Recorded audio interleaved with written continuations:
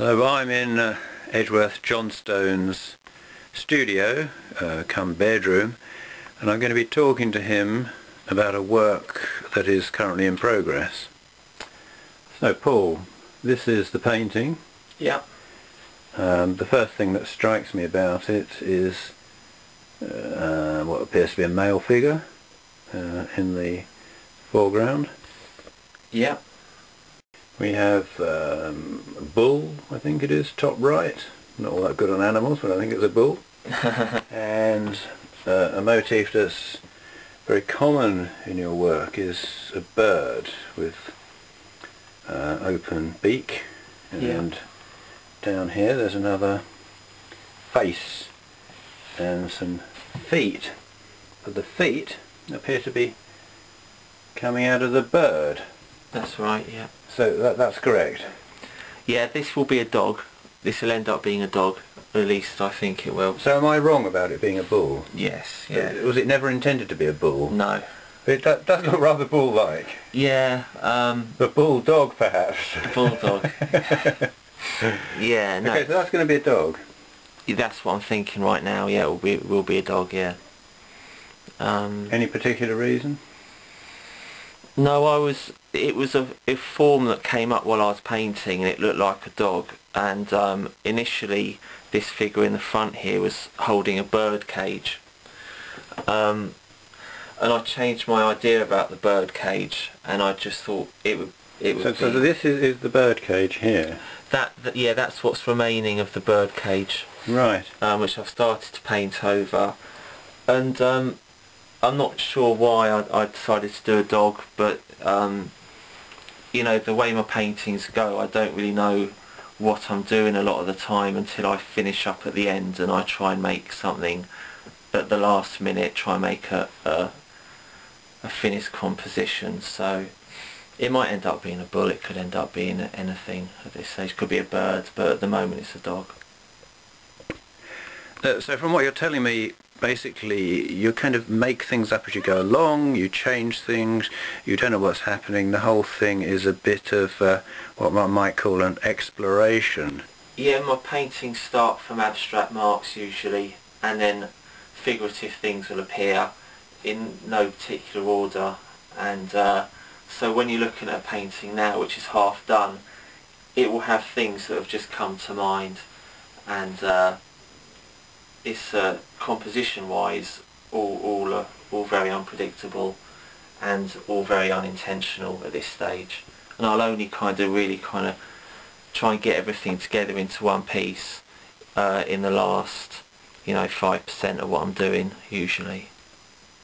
So what are you thinking when these things are coming up, which you're now saying you don't know what they are necessarily, or you do know what they are but you don't like them, so you change them for that reason? Sometimes, I'm quite happy with this guy having his heart squeezed.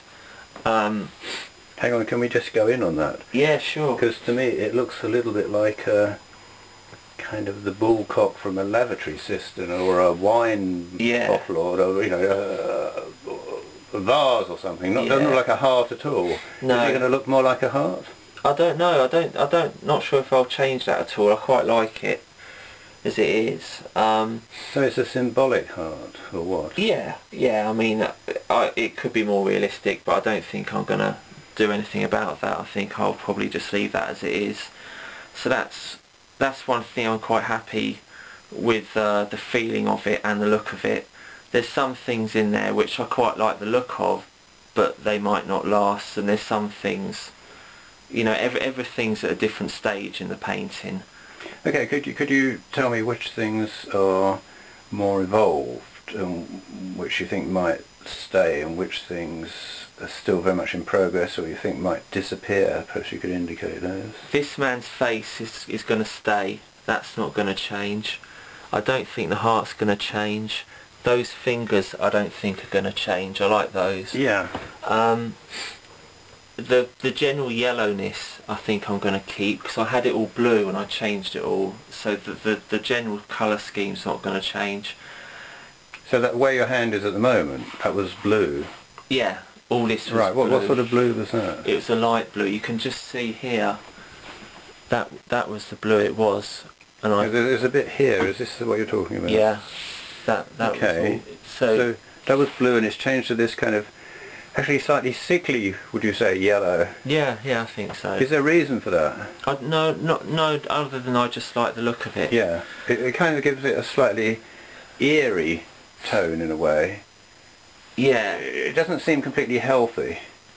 No, well I don't Would you say that was a fair interpretation, or? Yeah, and I think that's, I didn't like the blue. I spent quite a lot of time on this sky, getting all different shades in, and I looked at it and I photographed it on my phone, and sometimes I can't decide until I look at it on my phone. And I looked at it on my phone and I thought, I just don't like it, and I just imagined it more monotone. So I just thought I'd like the look of yellow as a stronger kind of image. Right, so what are we looking at here on your mobile phone? Often when I'm doing a painting and I can't decide what I want to do next, I'll photograph it, and for some reason when I look at the photograph I can see very quickly what I don't like, and for some reason I just can't see it when I'm looking at the painting. And it's the same with drawings. If I don't like a drawing, I can't see why. I hold it in front of a mirror, and immediately when you look at a mirror reflection of something you can see the mistakes. I'll just press the button because that's gone dark. There you go. And as soon as I saw that, I decided I wanted the whole thing to be yellow. I didn't like the sky. I just immediately came to me. It's kind of more naturalistic here. It's more like a daytime scene. Yeah, you had grass. I mean, I changed all this as well. It was grass and sky, and I just decided, well, I don't want it to be. I want it to be sort of loose. So I don't want it to be like this is a painting of something so solidly. So I got rid of all of the blue. I changed the bird to a more flesh kind of colour.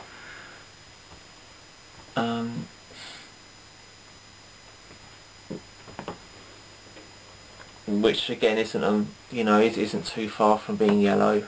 I'm kind of coming in rather close here. There's a bit of shadow, but take the eye. It's very rough, very painfully. Will you keep it like that? This is the bird's eye we're looking at here. No, I think that will get worked into a bit. Right, so more like the figure here. Yeah, I think the whole thing will probably... But the lips are quite tight here. Yeah. With the face. But the eyes again are quite painfully, quite loose. Would they be tighter, or? No, I think that face is going to stay as it is. Right.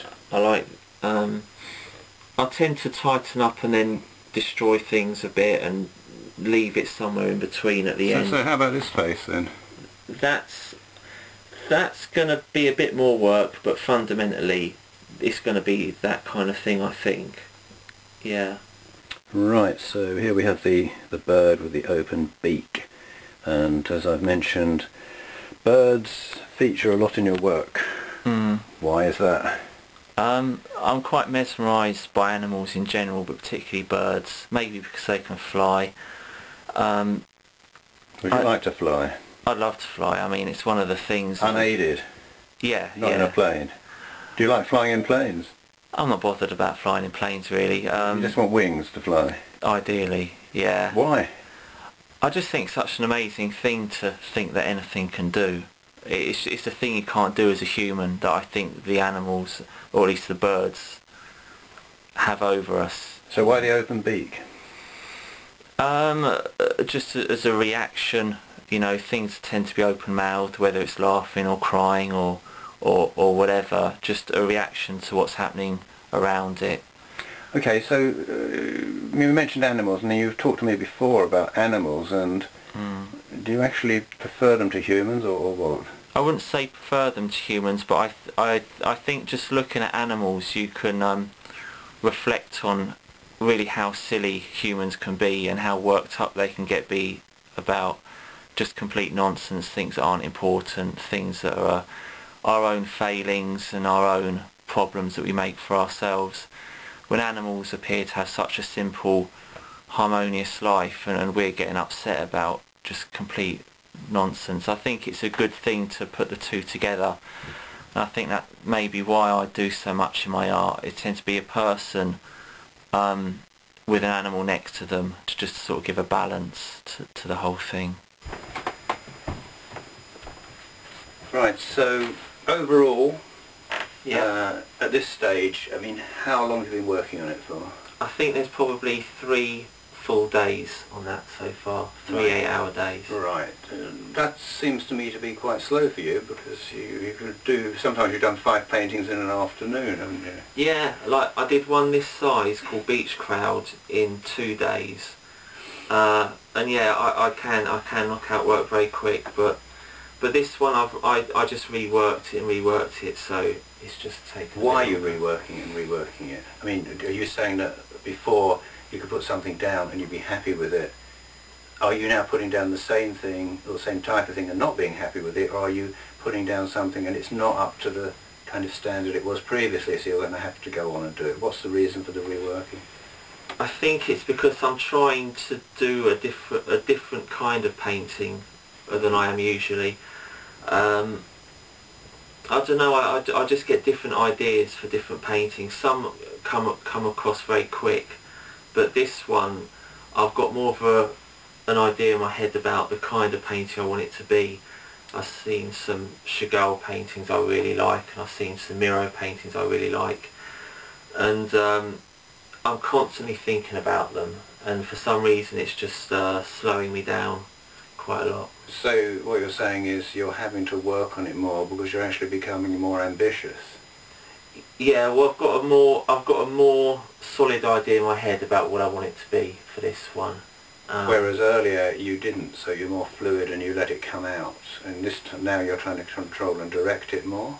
With this painting, yeah. Just with this one, but it's not a general shift in your approach to painting. It's this particular one, you're trying this out. Yeah. But the next one you might go back to the earlier approach and it'll be a quicker painting. Oh, I'm still doing those now. Like, oh, as well. Whilst I've done this painting, I've done 20-30 other paintings. So just 20 or 30? Yeah. That was yesterday afternoon. Well, I can do between 5 and 10 a day if I'm what size are we talking about? About 24 by 16. 24 by 16. Sorry, that is like that size by about that size. And how many a day?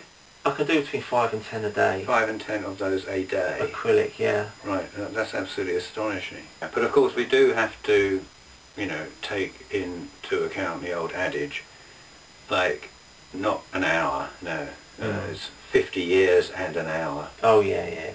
Yeah, this one I can tell it's going to take me a long time. So. How long? Well, Orchestra, which was one I did slightly bigger than this, must have been a good 3 or 4 weeks, I think.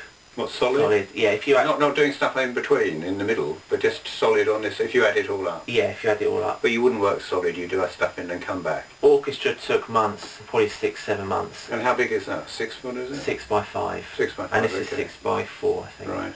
So, okay. This could be finished in a couple of... You just don't know. It could be finished with a couple more days' work, or it could be just one of those things that you just end up being this massive long journey. But at the moment, I'd guess probably maybe another 3 or 4 solid days, I guess. I'd like to talk to you about your fabled working method, which I believe is on the floor. Yeah, I sit on the floor when I paint. Could you do that for us? Could you show us? Yeah, well... With your brushes. Have you got some brushes at hand? Yeah, well, I'll just grab them out, keep everything under the sink.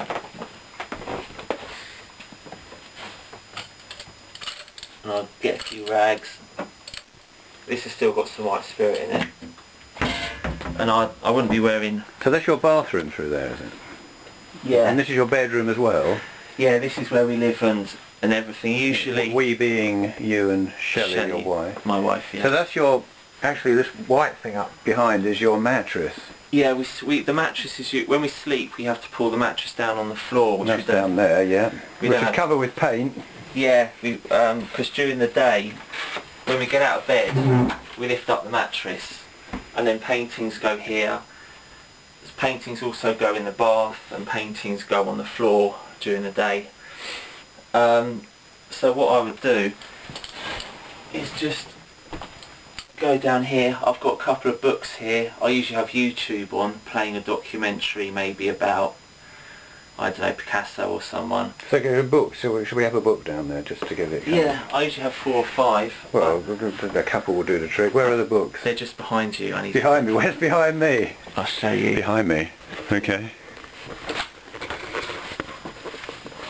Everything's a bit squashed. You're not kidding. Yeah. So the books are through into the corridor where it's very dark at the moment. Here's some paintings. Do you have a light out there? Yeah. Oh, light's gone. That happens a lot. Right. And we'll take, I don't know, Picasso. So you've got a whole load of books here. Modern art? Yeah, I'll take a tree. I think that'll do for now. Okay. I just want to kind of get the idea of, you know, the relationship between you, the paintings, the paintbrushes and the books. Okay. There's another stash of books we've got behind there. Yeah, that's down there. Any difference? No, they're just more books I like, artists I like. Okay. And here's the computer which is normally playing YouTube. The computer without the side on it. Yeah, I haven't. I took the side off for some reason, never got around to putting it back on. Right. And our local computer shop, Kashif, said that you could keep it off okay. I think. Is that right? Probably. KF Electronics, get a plug for them. KF Electronics are the best place for computers in High North Street, London. East Finchley. We recommend them. Very nice guy in there. He'll be very pleased with another plug. Yeah. Tell him Edgeworth and Charles sent you. Yeah, it's another plug for KF Electronics, High Street, East Finchley. 10% discount, please. Yeah, and I think he might be having a small photography studio in the back if you're a photographer. But he has got one actually. I've got my passport photos there. So there we go, on the floor. And I have 4 or 5 books open. And amazing. I'm beginning to wish I'd asked for the other 2 or 3 now, but never mind. Okay. And, you know, I'll just randomly flick through and then stop if I see something I like. What do you do? Get an idea from it, or inspiration? Or? Inspiration mainly, sometimes an idea for colour, or sometimes just something I like the look of. There's a Max Beckman picture I probably should have got out here, a self-portrait, which I use for a lot of my faces. I don't know if it's worth getting. It's in this book. And I think it's on page 166. I think I know it so well. Even knows the page. Yeah. You're really giving away your trade secrets here. I know, but here we are, 166, 167. Right, so this is where Paul gets his faces from. A lot of Max Beckman. I love that painting. I mean, that has to be one of my top 4 or 5 paintings. He's one of my favourite painters, and I just love the way he shades, how strong his work is, and I've used that for a good 10 or 20 faces. But other stuff as well, I mean, not just Beckman, but this book's full. What book is that? It's just a general expressionism book. It's got Franz Marc, another one of my favourites, who shares my birthday. Really? What's your birthday? February the 8th. Oh right, February the 6th. Yeah. So I've Franz Marc got shot in, or killed in World War I, didn't he? Yeah, it's very sad, but... One of the number of artists who got killed in World War I. Yeah. Claudia Breschke was another one. Mind you, they were fighting on opposite sides. Yeah. At least in the war, though I doubt if they would have wanted to have fought each other somehow. No, Claudia Breschke, I almost went all the way up to Cambridge just to see that solo show of his, but so you're on the floor with your books? Yeah. And your brushes? I've got my brushes. And rags? What does the rag do? The rags, well, I've got my knife, drying my brushes. I didn't bring my palette out, but so what do you mean by you have something to mix on, do you? Yeah, I'll get my palette, hang on.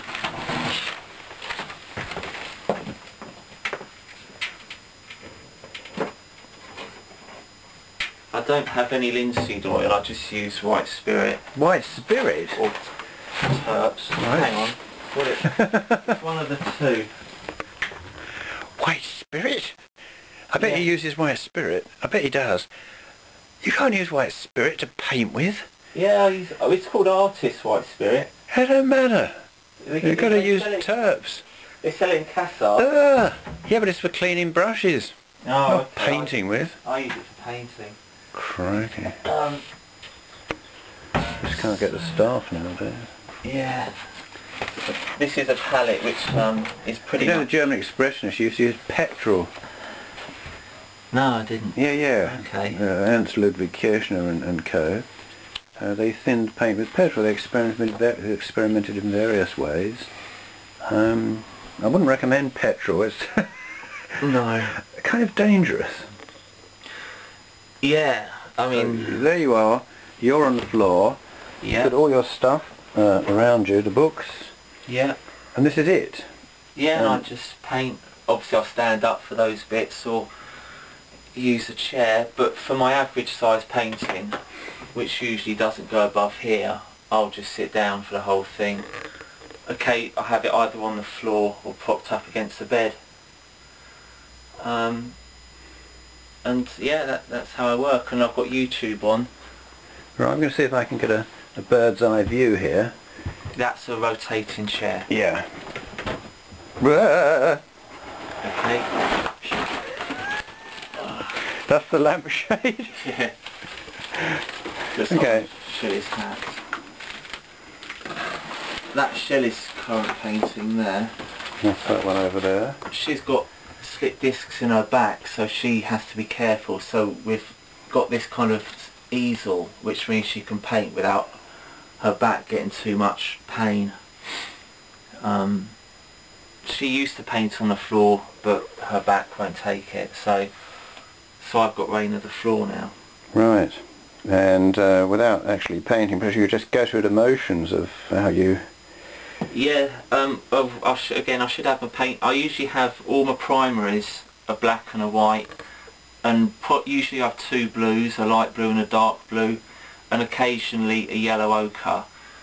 All these other paints I've got here have been there for years. I hardly ever touch them because I try to only use a handful of paint colours, and I'll spend about 5 or so minutes mixing up 4 or 5 different variants of the same basic colour. So I'll do a blue, a yellow, and obviously you'll make a green out of that, and then you'll have a dark green, a light green, and I'll spend about 20 minutes messing around with different shades of the same thing. Like here you can see, you know, just a bit of red, sorry, a bit of yellow, yellow with red, yellow with green. That's a Naples yellow with my previous yellow. I think that's a bit of blue that's gone in, so I just try and mess around, and then without really knowing what I'm about to do, after just thinking about the colours, I'll just look up there and just do whatever comes to mind, really. And if I get bored with one bit on a painting like this, you can just go to another bit and just keep going. Okay, so just one last question. When it's finished, what's it going to be called? That's the last thing I decide is a title, and I've not even thought about it, to be honest. I do that thing last. So. Yeah, I did say that was the last question, but I've thought of another one actually, which is basically to deal with the painting as a whole, how the different parts relate to each other. If there's a kind of an idea or conception that drives it throughout, or if one comes at the end, that sort of thing. One comes at the end, so I don't really have anything in mind until just before the end, when I start matching it all up. Well, why have you got all these different things in there? Why is there a dog, a man, a bird with feet and legs, human feet and legs? Why has the bird got human feet and legs? Just instantly comes to mind. I try to empty my head as much as I can when I'm painting, so it's really as spontaneous as I think is possible. So you're saying it's instinctive? Yeah. Yeah, it is. While you're creating it? When you've finished and you look at it, do you then have a different interpretation or understanding of what you've done? I kind of try, when I look at it afterwards, sometimes I sort of make up for something that I imagine is happening that I didn't have in mind when I was doing it.